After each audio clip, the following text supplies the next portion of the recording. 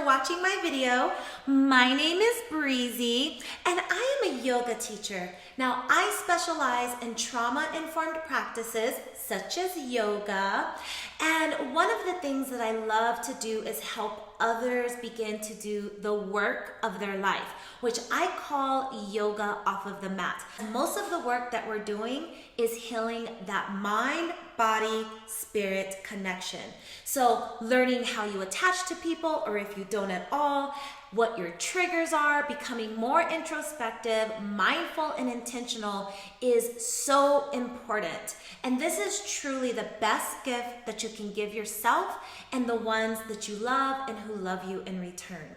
So today we're going to talk about something that all of us understand, some of us multiple understanding, and that is how to get through. Notice I didn't say get over, get through a breakup. But before we begin today's video, don't forget to subscribe, hit that bell notification so you know when a new video has arrived. And if you love this content, please hit that thumbs up. It helps to get the video out there into the internet. All right, let's get started. So, what is a breakup, first of all? Well, I like to think of breakups as being multifaceted. I mean, we think of breakups as being in a relationship with others, possibly romantically, intimately, all of those things. And yes, that is absolutely correct. But relationships of all kinds can feel like a breakup. You can break up with friends, you can break up with teammates, you can break up with employers. I mean, it all can start to really hurt you just the same. Now, one of the breakups that many of us don't talk about is when you have what I call an invisible breakup. Okay, you're wondering, wait, what? That is when you have a crush, and they don't call it crush for nothing because you get crushed. That is when you like somebody so much, and they just do not like you back, or in some cases don't even know you like them. But have you ever gone through that? Oh, the gut-wrenching pain of a crush. But again, let's get back to those real deep, intimate, romantic relationships when they part ways. Now, this can be anything from puppy love, first loves, long-term loves, and marriages. It doesn't matter. Your heart doesn't know any different.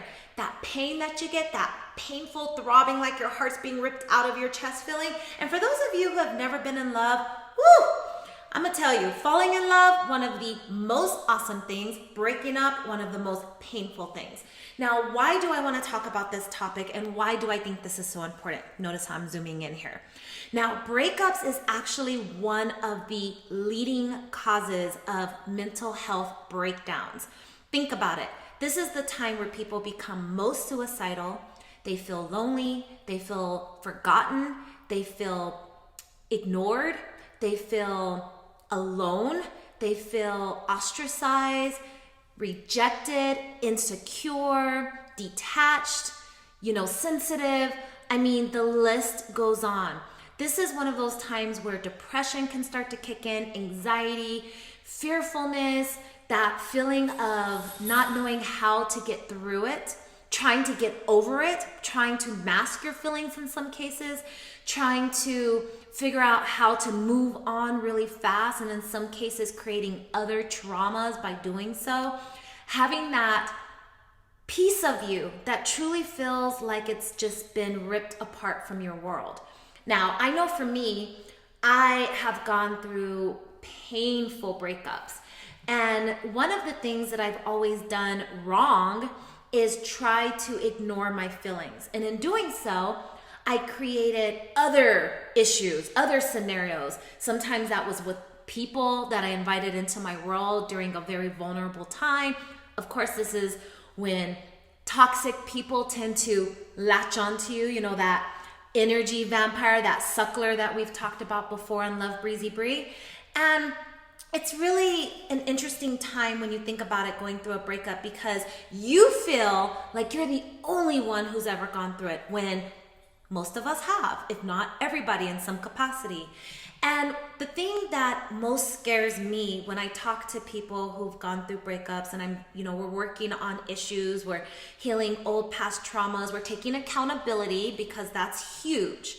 Once you're able to take accountability, you can start to, it doesn't make it feel any better, but you can start to make sense of it, and you can have some hope for who you strive to be, which is deep down in you, a better version, a higher vibration of self. However, as I was saying, when you're first going through those stages, the scariest thing for me is that when I'm working with someone, a client, and they feel suicidal. Suicide is a permanent decision to a temporary emotion. Now, I'm not going to downplay what it feels like when you've gone through a breakup, however. You can feel it for years. You can feel it every time you hear a song come on, you think of a vacation you went on. And what's weird for me is I can do pretty good. I can go through the stages of grieving, which we will talk about in another video. I go through them. I'm able to really delve deeper into my emotions. I journal. I feel like I'm doing the work. I feel super strong. I'm like, I'm over this person. And then boom, I'll start to date somebody new. And for some reason, those emotions of the past love will start to creep up to the point where I'm not ready to move forward in the new relationship. Now, obviously you're thinking, well, duh, Breezy, that must mean that you weren't ready to move on. And that's true. It's not about another person though. It's about self. Now, I'm not going to say that you're just going to get over people, especially when you hear those old love songs, see those old pictures, see them on social media, or you're still friends with their family, or worse, they are toxic and they are showing out on the internet and trying to take you down, which is a whole nother conversation. Let's just assume for today's video, both parties are of a higher vibration and not trying to completely destroy the other, because that's an extra trauma that's just added onto the layer of heartbreak. But essentially, how do we begin the healing process? Well, I'm going to give you a couple of ideas to begin.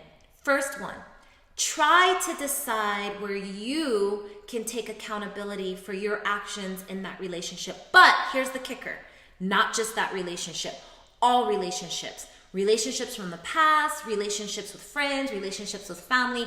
Try to find a common denominator. Now, this isn't to beat yourself up by any means, but there is something healing about going, when I know better, I can do better. Shout out Maya Angelou. And I want to be a better person, right? So that's a first start. Now that could take an entire several months just to get to that place, but it's an important place to get to. Now you can do this by journaling, by talking to people you trust, getting advisement, really thinking, looking at your shadow side, things that we talk about on this channel. So you have to do the work. And then it's important to recognize where your partner might have not been aligned with you. Now, attachment styles is so interesting, and I hope you've had a chance to watch that video, because when you get an idea of that, and depending on where you're at on the spectrum, you have some really awesome goals to begin to come to a secure attachment. You can also see where the other person is. If you follow the energy centers, which I talk about a lot, the chakras, you can also see where you were, where they were. These are just some beginning steps. Now, in the next video, we're going to talk about this much deeper, but thank you for watching. I hope you know that you're not alone. We all go through this. Keep watching Love Breezy Bree. Keep learning more about self, being introspective, and I will catch you on the next video.